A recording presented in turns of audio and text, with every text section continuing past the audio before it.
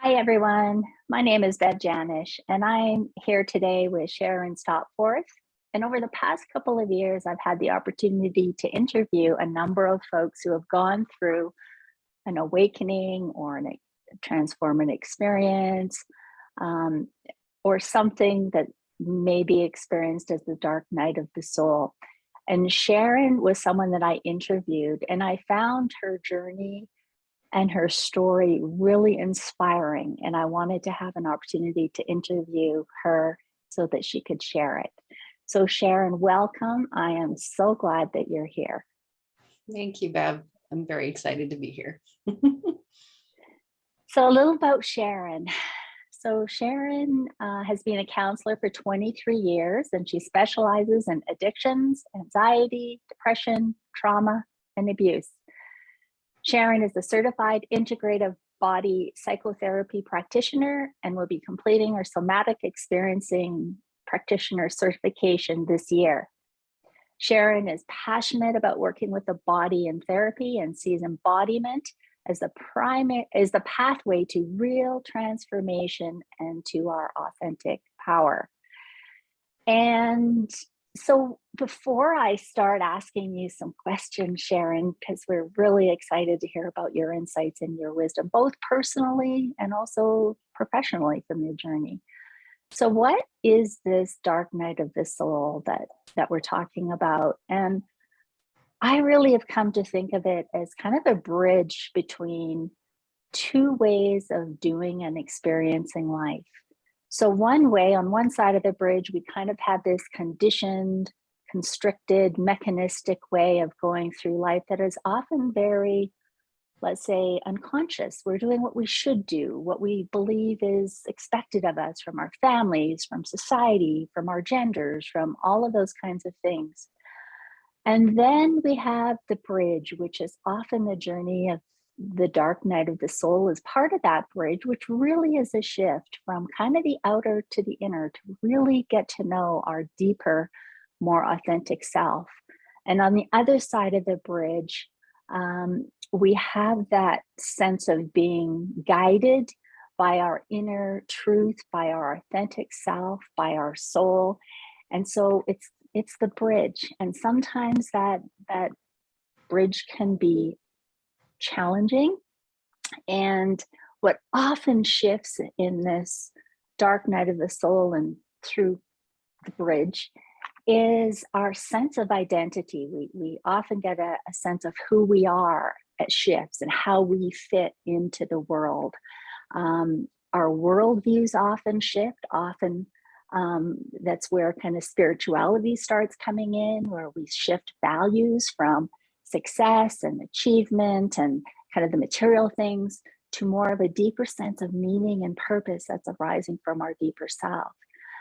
We sense this interconnection of all beings, and we kind of make a shift from letting go of all the striving, the forcing, the controlling that our conditioned self or our personality often has us functioning from, to getting in more of the flow of life and being part of this natural creation of life that we are flowing in. And so what triggers this shift? For some, it can be kind of a shock in the sense of something happens. It can be an illness. It can be a relationship ending. It can be something, it can be a pandemic, something that shocks us or shocks our system and our sense of how do all these things fit together and who am I in the context of all of this? Or it can be more of a gradual kind of an inner disconnect and a soul hunger. That's really what it was for me. I called it soul hunger. And for me, that's what really triggered my inner journey. So Sharon, we would love to hear from you. I know that you experienced a shift in your 20s, and we would love to hear more about that. That would be the first time that I ever experienced a shift. I've had many since. Okay. So, but yes, that was very key. When I was 21, I was in a serious car accident. And basically, I was told that I shouldn't have survived, let alone walk away from the whole crash. Basically, the car got driven off the mountain, and I had to be rescued by paramedics, and I was in shock, so I don't really remember what happened, but they had to get me out with the jaws of life and everything. And I'd broken my neck, shattered my C7, which is a pretty important bone in the spine there. And so they rushed me to, or they flew me to the Foothills Hospital here, and they put a halo brace on me. And so I had to wear that for about 3 months. But when I was in the hospital is when I really experienced that big shift. It was like I was in a hospital bed for about 2 weeks.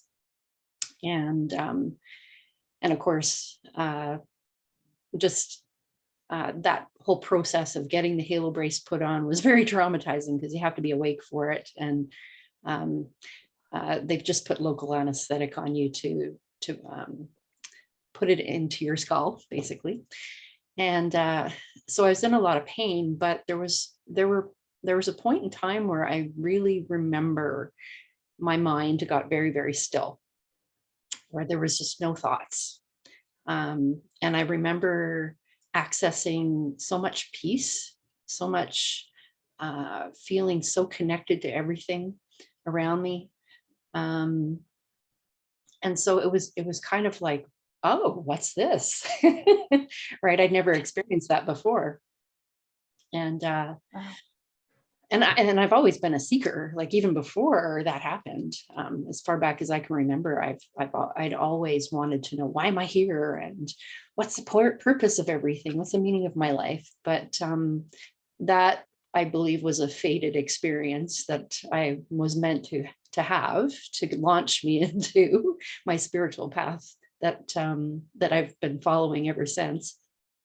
And the other thing that happened when I was in the hospital was my mom invited everyone that I knew to come visit me. And we're talking about people that I had not maybe seen or heard from in several years. And they all came.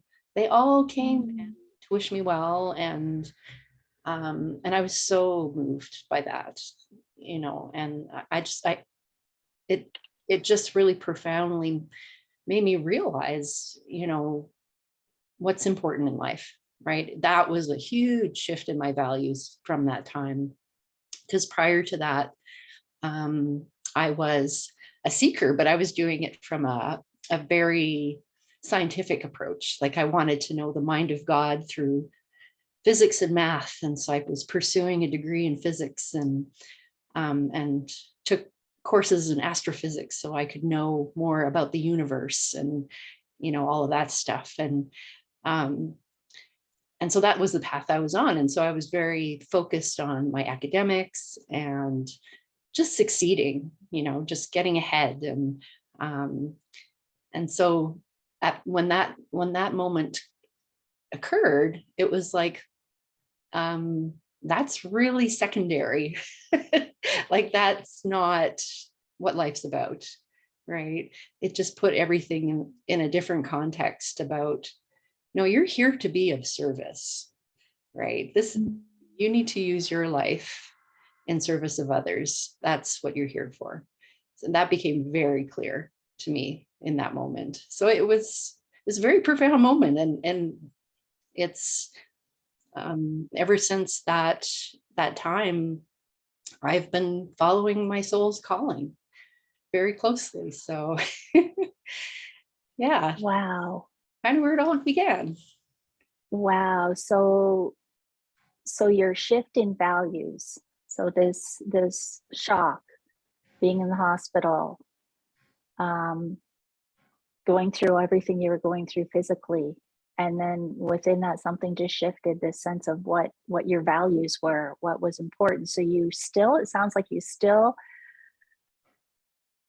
it sounds like you shifted into from the intellectual understanding of how things work and spirituality, because you'd always been a seeker, but even that shift, it was like this, sounds like this personal, up close and personal feeling of embodying an inner knowing that, so your values completely, they shifted.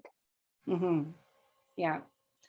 And that part, that piece of feeling so connected to something greater than myself and using my life to help others, to be of service, and to help people. And part of my journey too is that, you know, I've also been had mental health issues my whole life too, right? So I've struggled with depression and anxiety, and that's been, you know, an ongoing thing for me to heal from and recover from. So that also, that healing journey has also been very significant in the course I've taken to help others as well, is to help them out of that darkness, right? To help them come back into life, you know, to live life, to be, to live their best lives, you know. And so that's been a calling, like underlying all of it for me. And it still is to this day. I've not wavered from that. It's been a very solid foundation of who I am. Wow. So I'm hearing, learning more, reading more curious about, you say you've had your own journey and experience with anxiety and depression, and what is your sense, or how do you make sense of that in the sense of our spiritual sense of who we are? Where does the experience, how do those things interrelate? And I've been really curious and looking at some more research about like Dr. Lisa Miller's work around the awakened brain, and she talks, and her research has been around depression and how spirituality, how it helps us to be more resilient as well. So in the sense of preventing anxiety, depression, but also in the face of it, to find a deeper sense of meaning. And so there's I feel this real arising and questioning and curiosity around spirituality and our sense of our mental health, anxiety, depression. What has been your experience, and what are some of your thoughts about that? I mean, for me, a key process in my recovery from depression and anxiety, because a lot of what I experienced was early childhood trauma. So it was pre-verbal before. I mean, of course, there was certainly things in childhood too that I can remember, but even right from birth, you know, where I don't have memories, it's all in the body, right? So a lot of my helping myself to recover from that early trauma has had to be somatic. So just a lot of the work that I've done somatically has really helped me to heal a lot of those early traumas. And that's also part of what the work that I feel very strongly called to do, as well as working with the somatic piece. But I think the other thing too that I've come to realize about my depression and anxiety is kind of what you touched on earlier, which is also that a lot of who I am, my essence, has been really repressed. So just with, you know, life experiences and relationships and all sorts of things, where literally my enormous vital aliveness, I've come to realize has a lot of, how can I put it? It's been repressed, and not by my choice. Just in the sense of to kind of get along in life, you know, to maintain relationships. It's kind of been like, you know, if I keep myself small for others, they won't leave me, or I'll be able to stay connected, right? And I think that that's been a major shift for me, is just that sense of feeling like I can be in my big self, my big energy, and that I don't have to be afraid of that anymore, right? Even though it may threaten other people may not like it. But then there's so many other people that respond to that and are drawn to it and are so receptive to that side. And it inspires other people now, right? Like I can't believe how many of my clients, and I've always seen this in as a therapist, all the clients that come in to counseling, they always seem to reflect where I'm at in my own stage of development, evolution. So, but they're just coming alive, and they're living their most authentic selves, and it's like, wow, this is incredible. So just me being able to live that way, it's inspiring other people just by walking that, like living that truth. Oh, I have goosebumps the whole time you're talking, because that just so resonates. And I just know it resonates with a lot of people that are going to be watching this about, I mean, when I think, I get goosebumps and emotional when I think about what happens when we suppress our life force energy, when what is meant to bring, for us to live our fullest life, not an egoic sense of look at me, but in that sense of the fullness of our being, and what I want so much, and your journey just so beautifully illuminates it, is to really get to that place to live our fullest life. There's usually a bridge of, like you say, looking under the hood at the trauma, or the way our childhood conditioning has affected us, looking at the ways we maybe play small, thinking that we're being, humble or whatever, looking at what wants to come through us, and that sense of going through anxiety and depression is, for some, obviously the dark night of the soul, inviting us to look inside and to reconnect with that source of inner wisdom, and that life force energy that is our, and then to bring things in alignment. So I just love how you shared these difficult struggles between being in the hospital with the jaws literally of life in some ways. Like I'm reminded of, like, Dr. Zinnia Pritchard is at the University of Alberta, and she's a theologian, and she says that the dark night of the soul is when the seed of life is buried in the soil of suffering. And that jaws of life, in a way, I mean, isn't that symbolic of this soil of suffering in the hospital? A halo, in my nursing days, I just remember I thought, oh, that would be such a challenge to have one of those.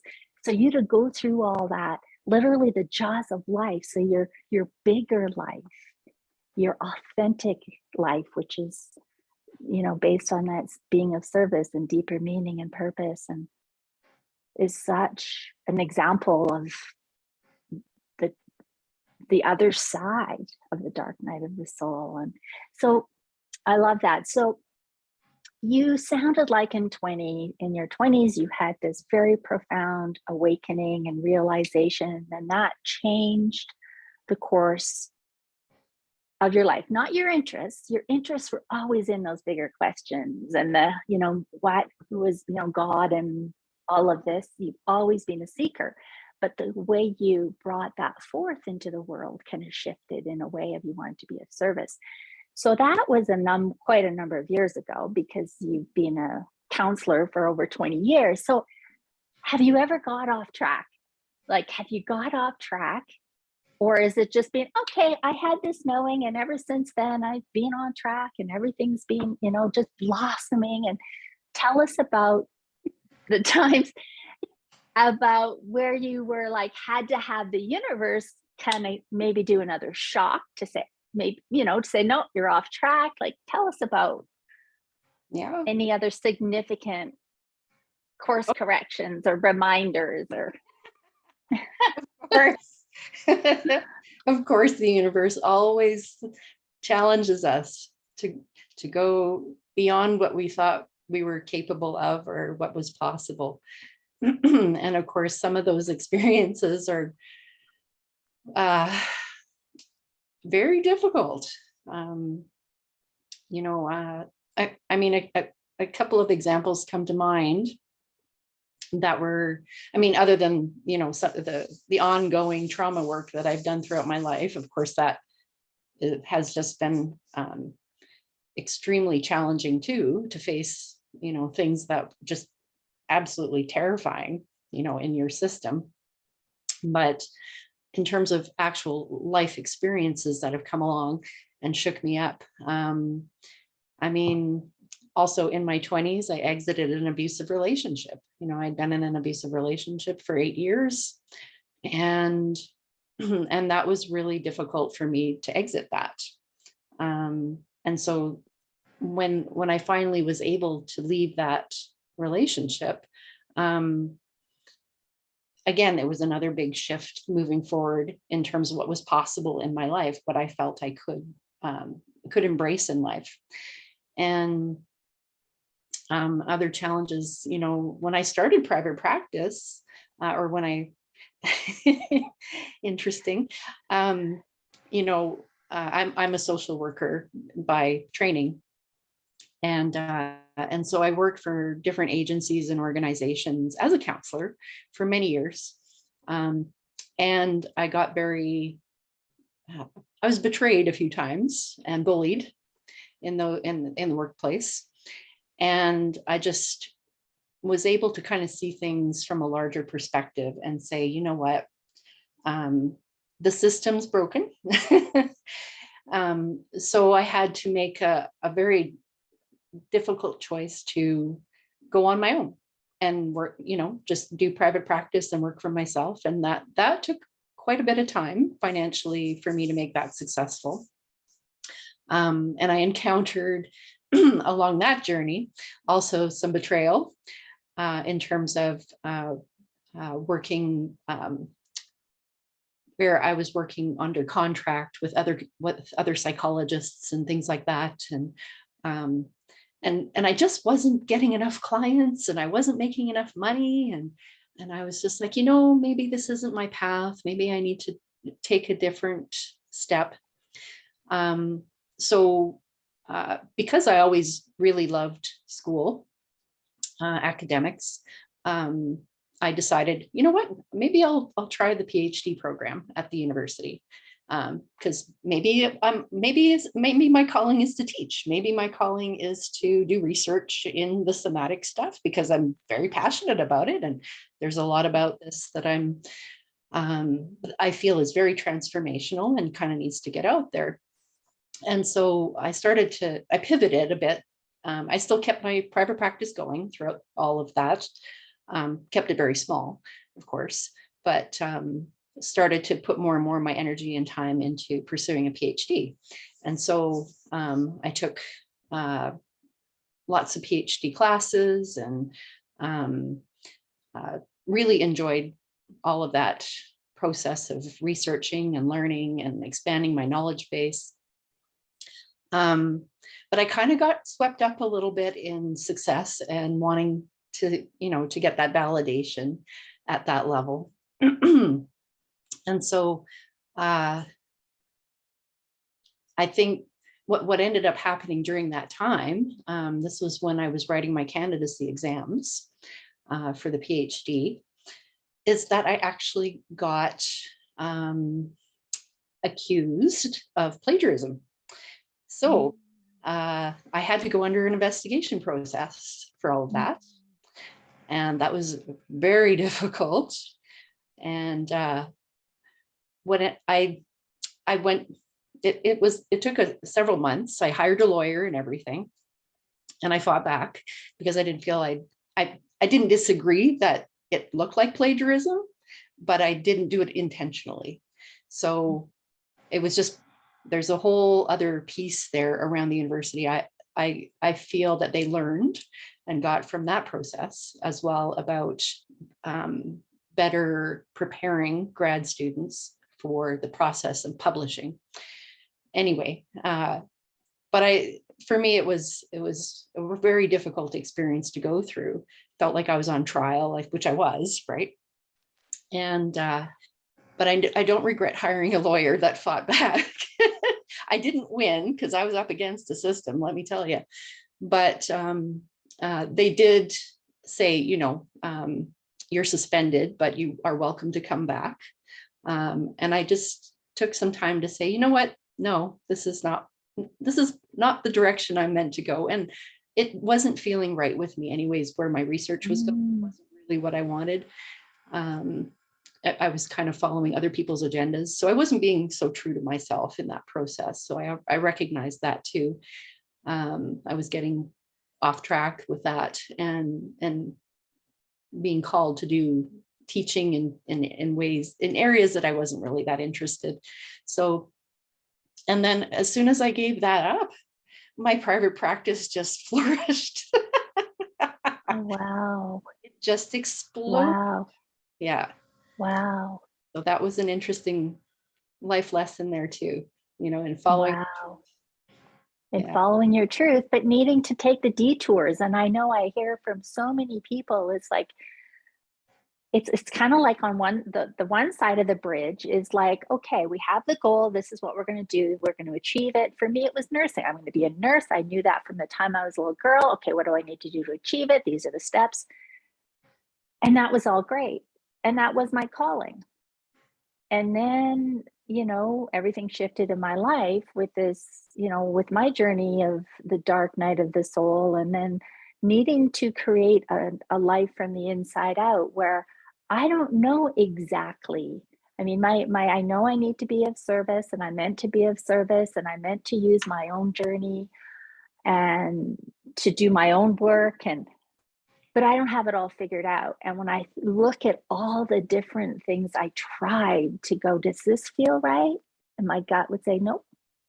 Now, the difference is when I was younger, I think I have to stick with it. And, I have to, where now it's more, nope, on to, like using my inner guidance as my sense of that life force energy is, am I getting a sense of yes?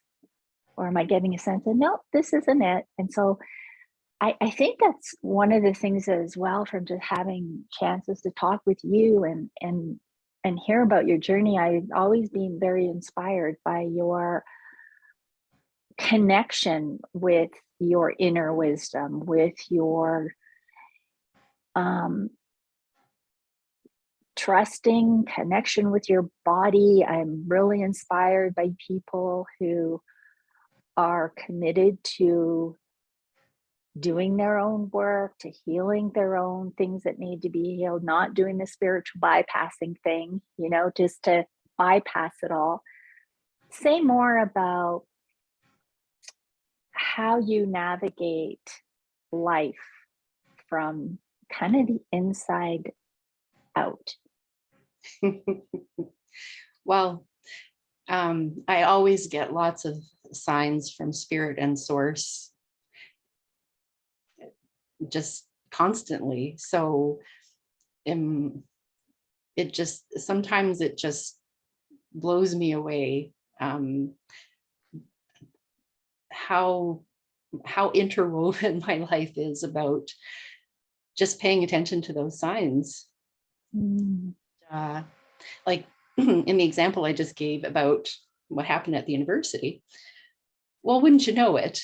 I've had a client who's been investigated by her college. I've had a good friend of mine investigated by her college, and I've supported them both through the whole process.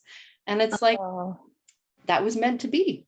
That was fated. That was oh, supposed to happen. I'm supposed to also be able to share my wisdom and experience with these people to help guide them through such a difficult time. And what are the chances of that happening? wow.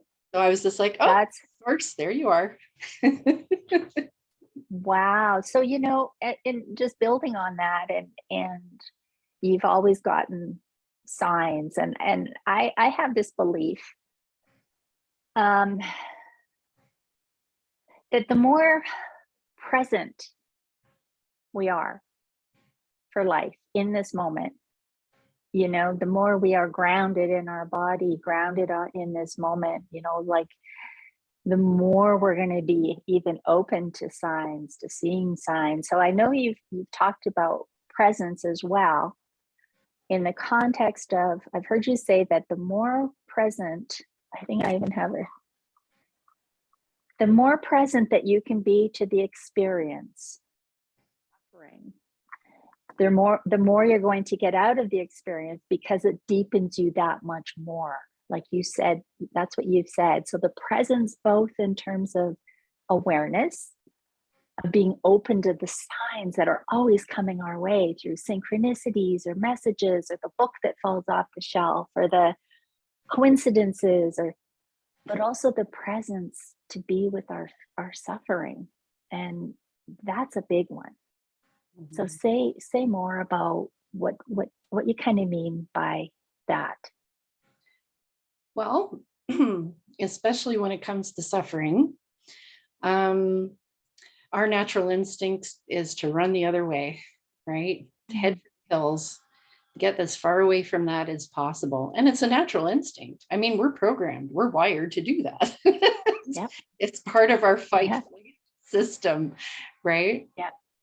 But I found that if I allow myself to face it and enter it, and not just by myself, right? I mean, with others as well, because I find that so much of my own healing journey could not have happened without with the witnessing of other human beings. That, that has been crucial. That it deepens me. It deepens me in ways that my logical mind cannot comprehend. Yeah. And so, but it, when I've allowed myself to do that, even though I still have that same instinct of like, right? It's like, oh my God, what's happening? I don't like this. There's another part of me that's like, you're okay. You're fine. You'll figure this out. You'll get through it. And it's always a calling to me to step up, right? To say, okay, there's something here for me to learn. There's something here for me to grow from. And I've just from the journey of life learned to accept that is the journey of life, right? There's no getting around that at all. And yeah, and when you do fully allow yourself, even though it might be tentative, to get the help you need and to get the support you need through whatever it is you're going through, it's like a whole new awareness and consciousness within you awakens as a result. You become more courageous. You become much more alive in the world, much bigger. That's so beautiful. So, I often realize that some of the tools, some of the things I learned kind of earlier on in the journey around things like self-compassion and meditation and mindfulness, and being able to sit in the discomfort of, because that's, to be honest, to live a life that is inspired by our soul enlarges us, and it does cause fear, it does cause anxiety, it does cause and so to have the support and to have the tools, I often think that those tools, without the tools, how do we navigating and living that life that our soul intends for us, which is an expansion, it can be challenging. It's so meaningful and it's so worth it, and yet it is challenging. So I would love recognizing that the journey of awakening, the journey of transformation to our deeper sense of self means we're, it's almost like a dying of the old of who we are not in order to become who we're meant to become. So at the same time, we're being in this place of challenge and emotion and life, and yet we're also, in the process of becoming. We're always becoming. So, balancing these. What words of wisdom might you have for people that are in that place of struggle? They're in that in between, they're know that they're meant to grow and evolve, and that their life is asking something of them to dig in deeper and connect with their authentic self. But they're not there yet. They're not, we're never actually always there, but there is a bridge. And so in that in between place is challenging. What words of wisdom would you have for people who are in a struggle and challenge and feeling the discomfort? I guess for myself, it's always been about, I know that my fear response kicks in. And, sometimes I can fall into some of my old patterns and ways of doing things that are very unhelpful. But if I get quiet enough, if I connect with nature, that's another resource for me. And if I connect with others also, right, just having a sense of I have a very rich spiritual community, and I include you in that, Bev. Speaking with others who are also on that journey, I find I'm able to hear my soul better. I'm able to follow that part in me that bypasses the mind, right? Mm-hmm. And that's where I have to get to, is I have to bypass the mind, right? And then the soul just, it knows what it's doing.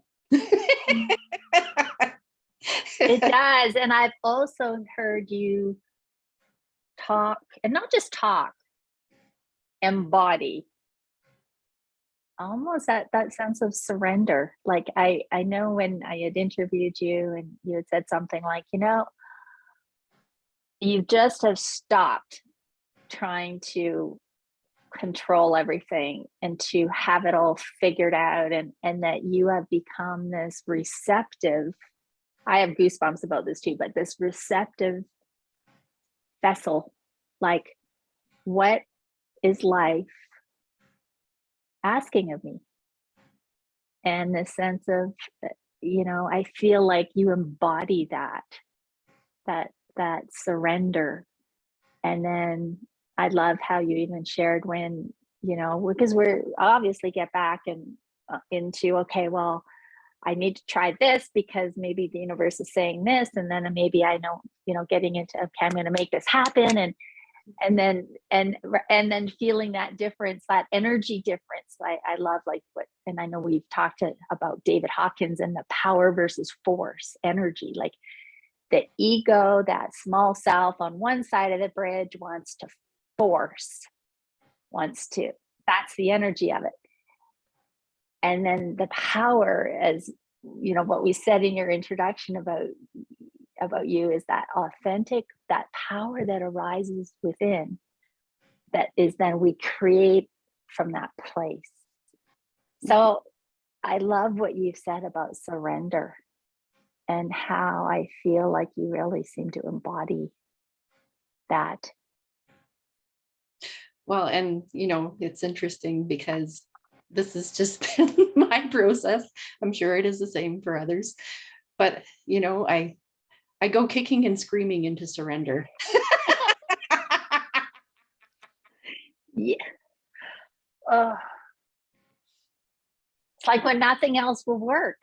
Hmm. And I think that is why I think that is exactly why the dark night of the soul happens, is a sense of when nothing else, when we've come to the place where every way that we have had that's worked for us, whether that's in our relationships, our jobs, even our health. Hmm. And then it's like, okay, this isn't working anymore. What is this? What is this soul sapping job or this relationship that feels really disconnected? Or what are these health or stress related health issues? What are they there to teach us? What am I meant to? So sometimes I think people get this sense of surrender is just kind of, okay, I give up. I don't do anything, but it is a deeper surrender. Would you say so say more about that deeper surrender after you're right, we go kicking and screaming. Um, well, that place of surrender it's like when you let go of grasping and holding so tight, and that feeling of relief and release that happens is like falling into something greater than yourself that's going to be there to hold you, right? Letting it catch you and hold you. And that feeling of peace that comes with that. So that's not resignation. Oh, that there's something bigger that's holding us, Mm-hmm. and that it's like getting out of our own way of our small self in order to experience that. Mm-hmm. Wow. I think that's so beautiful. I think you just have described like what this journey of shifting and these shocks, whether they're the big shocks, whether they're the slow withering of our life force energy Mm-hmm. that might feel like depression and might, often does, as being valuable signs of shifts that maybe are needed. So, is there anything else that you would like to share about your journey in your words of wisdom before we close our conversation for today? Um, well, all I can say is the journey continues. And I'm quite okay with that, and um, but I know that one of the other things that's emerged in my life more and more and more is that my life just becomes more full of passion and joy. And so Mm. it's almost like I feel at this point in my life that there's a part of me where I'm kind of on